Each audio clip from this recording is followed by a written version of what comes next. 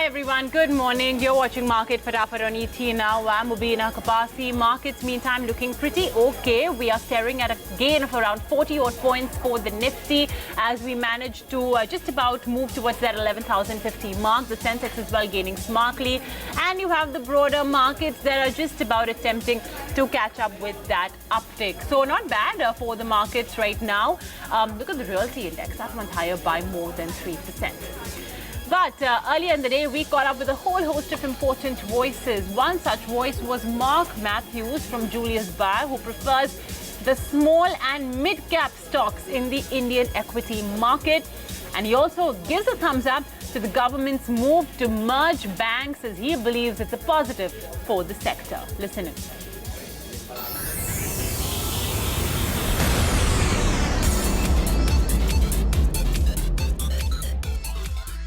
The economic numbers that have been coming out, of course, most recently the quarterly GDP growth reading of 5%, that the growth is slowing down, and I think as much as India has many other attributes, the primary thing that will attract foreign money is growth.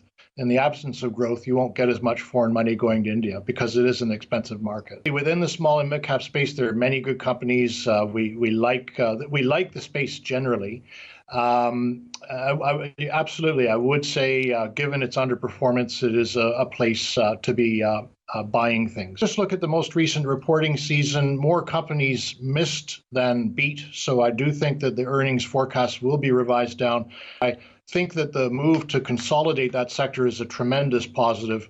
Of all the pieces of news relating to reform, that is to me the most important, because there are too many banks, and reducing them will make the financial system much more efficient. Basically, two engines to any economy: consumption and investment. And the problem with India is the investment engine has basically been switched off or on very, very low gear for the last few years. And given that there's no real sign of the investment engine picking up.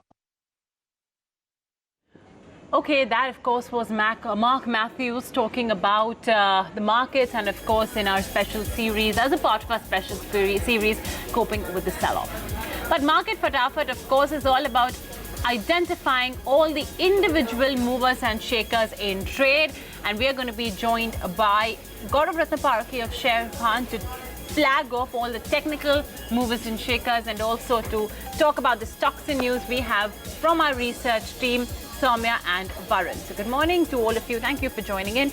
And let's start off with one sector that's really managing to buzz very, very significantly today in trade, and that's the metal stocks. And more significantly, or rather pinpointedly, I would like to talk about the steel stocks. Take a look at Jindal Steel. That's the first I want to flag off, because it's rallying more than 7% the last time I checked. What a rebound seen over there. Yes, we did have some statements about, there being more raw material security that the Odisha government may mull, given the fact that it is, of course, the center of all the mining action in the country. But of course, it's still early days for that. At least Naveen Jindal has made the ardent request to the Odisha government.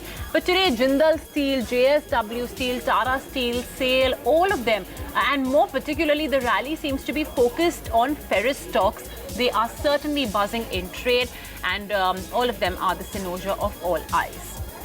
But Gaurav, on the flip side, we have the IT stocks that are losing in trade. The Nifty IT is the top sectoral loser, losing more than about 1.2 odd %. Gaurav, what do you make of this move? And in particular, today's top Nifty loser, HCL Tech, of course, again from the IT space. What do you make of this?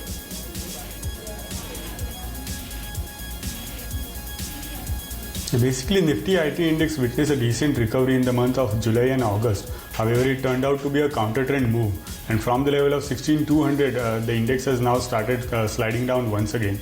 So in the short term, I'm expecting Nifty IT index to tumble back to 15,200, 15,000 levels. And similar is the case with HCL Tech. This stock also witnessed a decent pullback in the month of August. In terms of Fibonacci retracement, it retraced more than 61.8% of the May to July decline. However, from that level, the stock has started sliding down, and today it has broken its crucial daily moving averages, which suggests that the bears are having upper hand in this counter. Even the daily momentum indicator is indicating further downside. So I'm expecting HCL Tech to tumble back to 1000, which is close to its August low as well as near weekly lower Bollinger Band. All right, that is of course HCL Tech, a 2.25% gone today in trade for the IT major. But like I said, all of them are losing. TCS, Wipro, Infosys today, IT is a week back.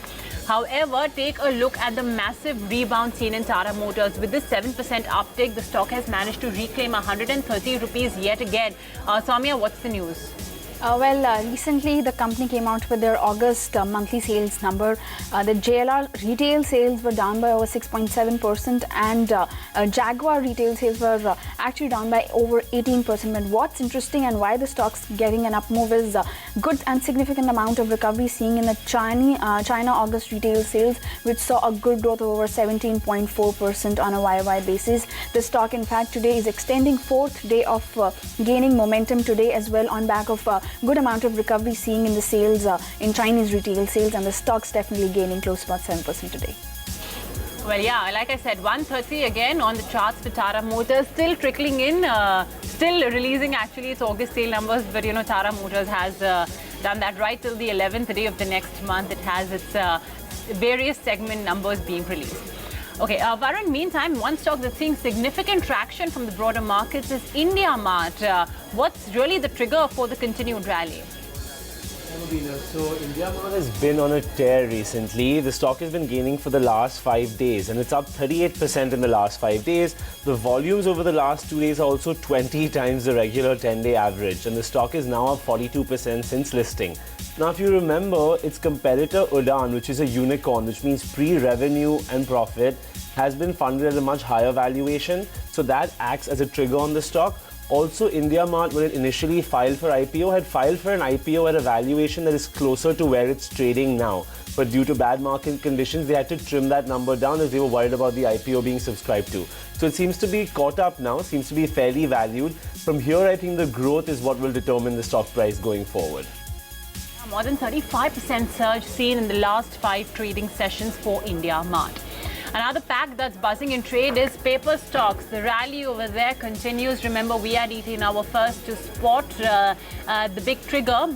Reports are suggesting that there is a big plant in China that seems to have shut down, a paper plant obviously, and that is something that may cause a supply glut to come, a deficiency in supply to come by. Today, put your finger on any of these paper stocks and they have resumed their rally. JK paper, international paper is a bit quietish today in trade.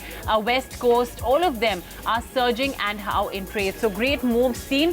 And of course, today, later in the day, we are also going to be catching up with the management of JK Paper to confirm this news, to confirm the speculation about the industry, because if it is true, it could have big ramifications and you perhaps could see the uptick in paper stocks continue. Remember that on account of the fall in the raw material pricing, we had seen paper companies report a great set of numbers as well, especially on the margin and the profitability front for the last couple of quarters. So maybe this may give that leg up to the top line as well if this news is indeed true, albeit temporarily.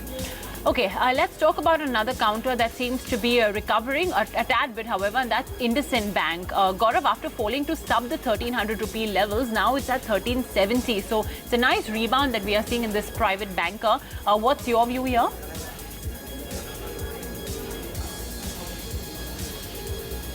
Yeah, that's true. We have been witnessing a short-term pullback and the pullback can continue for some more time. Basically, Nifty Bank Index itself is witnessing a short-term pullback which can continue till 28,000, 28,200. So there is some more upside potential in this space. Specifically for IndusInd Bank, I think the stock is heading towards its short-term falling trend line, which is close to 1400 mark. Over there, the stock had faced resistance in the month of August and the same is expected this time as well. So I'm expecting limited upside in this counter back to 1400. Could see the 1400 rupee mark yet again for IndusInd Bank. Right now it's at 1372. Soumya, we saw a big fall in ICICI Lombard and we did have a bulk deal as well that took place in the morning. Do we have any idea of who the parties may be? Yes, Mubina, that's right. In fact, 2.7% of the company's equity changed hands today via a block deal. And in fact, we believe that the seller could be Fairfax, given the fact that a couple of days back, IRDAI had waived off the lock-in period for shares held by Fairfax, and they hold close to about 9.9% stake in that company through their wholly owned subsidiary. And we did tell you that we might see Fairfax selling their stake from the company, and indeed seems like this seller might be Fairfax, but we'll definitely wait and watch out for the evening data and exchanges to update as to who the buyer and seller is. Yeah, for now it may be Fairfax, but of course it's not confirmed until we don't get the bulk deal data that will be released later in the evening on the exchanges. Varun, look at InfoEdge. Big fall seen over there. I suppose all the Zomato blues are catching up with the listed stock. Yeah, Mubina, as you rightly said, quite unusual to see InfoEdge down in such a big way. It's actually the largest single intraday fall the company has seen in 5 years. Now, volumes also significantly above, 10% above the usual trading average.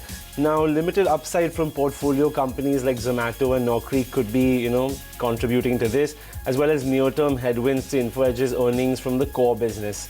So we'll be watching closely to see exactly what transpires with Zomato and the cash and break-even point. There's been some discussion on that lately. Seems to be overbearing the stock. All right, big fall. Just bang at the 2,000 rupee, price now. That's InfoEdge for you. And remember, we spoke to Sanjeev Bichchandani as well. You can catch that conversation on Startup Central today at 6.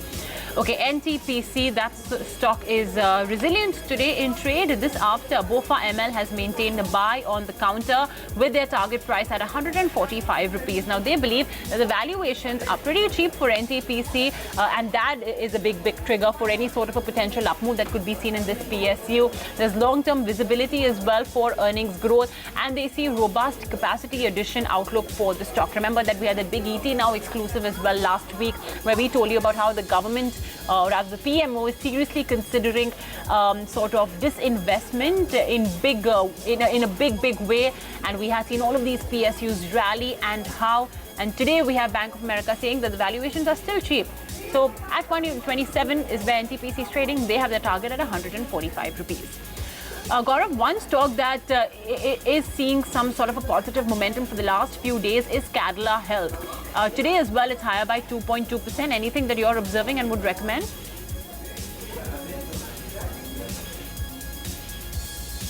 Yeah, that's right. Cadila has been witnessing slow but steady recovery since last few weeks. On the daily chart, it is forming higher tops, higher bottoms.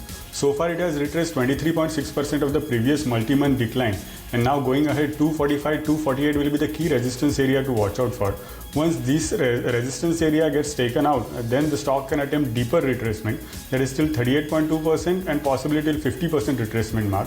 So the levels on the upside will be 262 and 280. So those will be the short-term and medium-term targets respectively. Okay, that's Cadila Health for you and Gaurav's recommendation.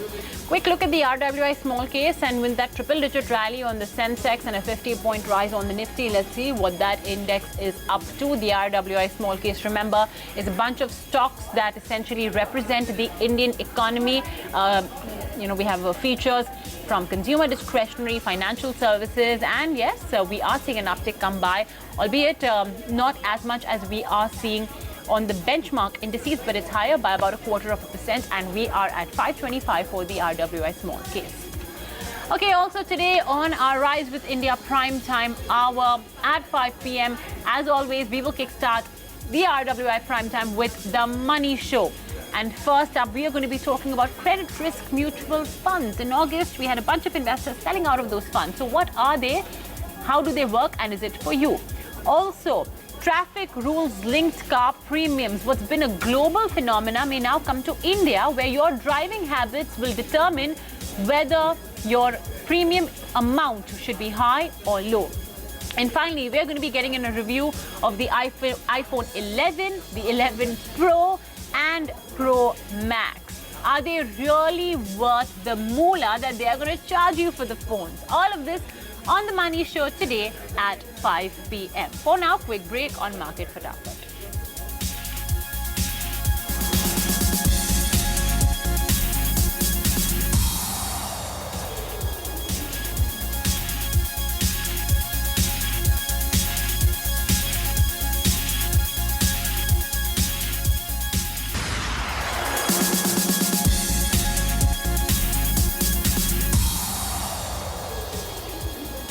Welcome back. You're watching Market Fatafat on ET now. Raoul Paul, the CEO and co-founder of Real Vision Group, remains structurally long-term bullish on India as he sees more value in the Indian bond markets, however, than equities.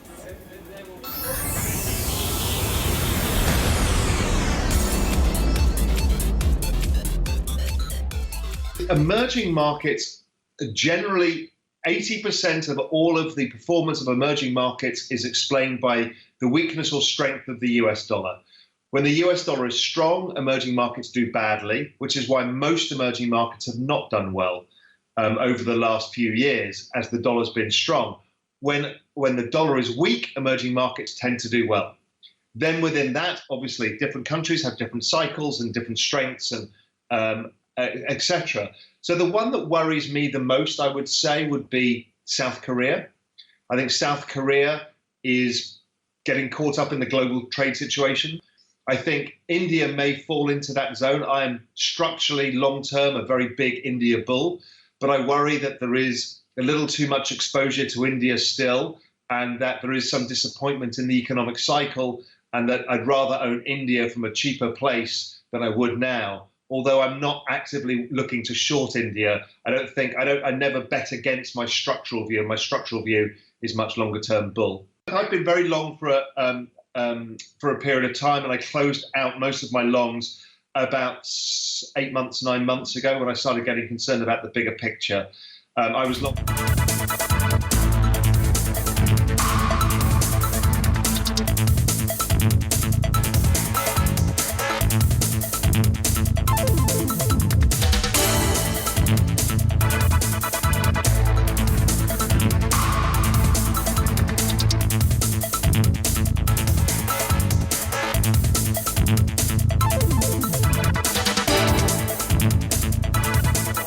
Okay, let's continue with the countdown of movers and shakers. Soumya, let's talk about Sanofi India. What's the news over there? Well, this company is selling their Ankleshwar facility to Zentiva for an approximate value of 260 crore rupees. Now, this divestment includes just the manufacturing products which were exported to Zentiva, and the rest still remains with the company. And in fact, this facility, as of December 2018, contributes close to about 873 crore in the revenues, of which 622 crore of domestic sales will not be impacted with this divestment. However, we're seeing the stock under significant pressure on back of this latest development, and it's losing close to about 2.2%. Okay, quickly moving on. Varun, Bandhan Bank, a decent uptick seen today in trade. What's the trigger? Yeah, so Bandhan Bank has been upgraded by Goldman to around 615 rupees per share. This implies an upside of more than 30% from where it currently is. Now, Bandhan's to be a beneficiary of moderating interest rates, and the benign asset quality and healthy loan growth also augurs well for the bank. We should also remember that being high exposure to retail and being a micro lender, it has undergone minimal stress. But you have to give credit because a lot of banks have been facing a serious headwind during this time. So it should all augur well for the stock, and it's also now recently got its own credit cards, which was a benign business for it before. So we should see significant uptick in the non-interest income side for the bank going forward. Okay, that's Bandhan Bank for you, an update over there. By the way, there's been a sharp spike in the stock just as we speak in the last couple of minutes. What continues to gain is, interestingly, Shankara, 473 now. And remember, for the last 3 trading sessions, we've been seeing a double-digit uptick come by. Today as well, it's higher by a good 7.5%. So maximum traction seen here. And with this move, the stock is trading above all of its daily moving averages. Gaurav, earlier in the day, we were talking about how ferrous stocks are really stealing the thunder among the metal stocks today in trade. Among them is also an NMDC. It's had some tough times, but now it's rebounding. Today as well, it's higher by 2%. Your view?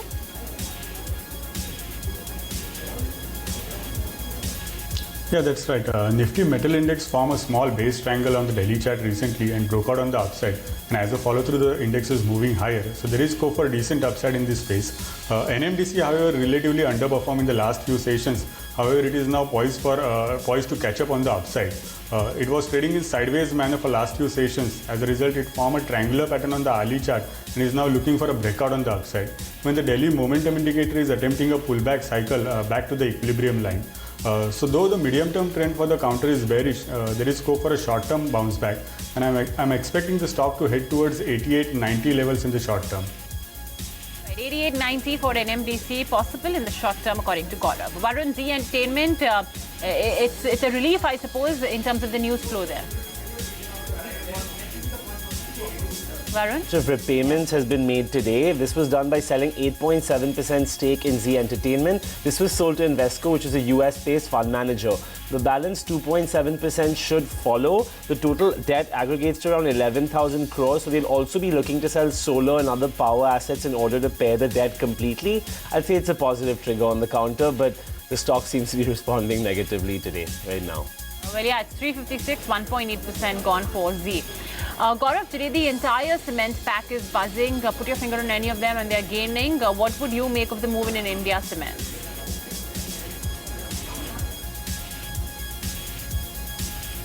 India Cement is attempting a short-term pullback since last few sessions, and as per the wave structure, it is forming a three-wave pullback, which can be labeled as an ABC pullback.